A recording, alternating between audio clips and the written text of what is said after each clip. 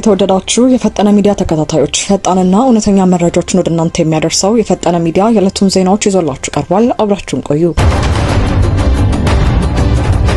የብሔራዊ ምርጫ ቦርድ የተጨማሪ ምርጫ ክልሎችን ውጤት ይፋ አደረገ። የተለያዩ የፖለቲካ ፓርቲዎችና የግል ተወዳዳሪዎችም የፓርላማ ወንበር አሸንፈዋል። የኢትዮጵያ ብሔራዊ ምርጫ ቦርድ ባካሄደው ግምገማ የተጨማሪ ምርጫ ክልሎችን የምርጫ ውጤት አጽድቆ ይፋ ማድረጉን አስታውቋል። በዚሁ መነሻነት ከተለያዩ የፖለቲካ ድርጅቶች የተወከሉ እጩዎች እንዲሁም የግል ተወዳዳሪዎች የህዝብ ተወካዮች ምክር ቤት ወንበሮችን ማግኘት ችለዋል። አቶ ቀጀላ መርዳሳ የግል ተወዳዳሪ በኦሮሚያ ክልል በሚገኘው የመንዲ ምርጫ ክልል ተወዳድረው የፓርላማ ወንበር አሸንፈዋል። በምርጫ ክልሉ ላይ ከሳቸው ውጪ ሌላ የቀረበ እጩ ያልነበረ ሲሆን ከተመዘገቡት 133254 መራጮች ውስጥ 129299 ድምጽ በማግኘት ማሸነፋቸው ተገልጿል። ዶክተር በለጠ ሞላ ከአማራ ብሔራዊ ንቅናቄ በኦሮሚያ ሳይሆን በአማራ ክልል ራያ ቆቦ ምርጫ ክልል በመወዳደር የፓርላማ ወንበር አግኝተዋል። ገዢው የብልጽግና ፓርቲ በዚህ ምርጫ ክልል እጩ ያላቀረበ ሲሆን ሌሎች ፓርቲዎች ግን ተፎካካሪዎችን አቅርበው ነበር። ዶክተር በለጠ ከተመዘገቡት 160376 መራጮች መካከል 134624 ድምጽ በማግኘት አሸንፈዋል።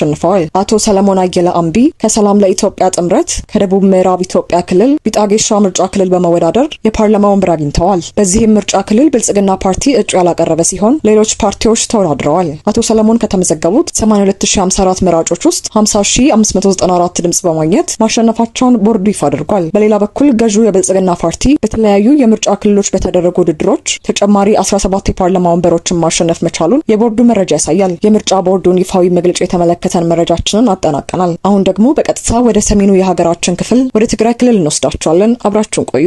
በትግራይ ክልል ባለው የጸጥታ ሁኔታ ላይ የቀድሞ የመቀለ ከንቲባ ስጋታቸውን ገለጹ። በትግራይ ክልል እየታየ ባለው የጸጥታ መላላት ምክንያት የዜጎች የደህንነት ስጋት እየጨመረ መምጣቱን በክልሉ ጊዜያዊ አስተዳደር የመቀለ ከተማ የቀድሞ ከንቲባ አቶ አታክልቲ ኃይለስላሴ አስታወቁ። ከፋና ፖድካስት ጋር ባደረጉት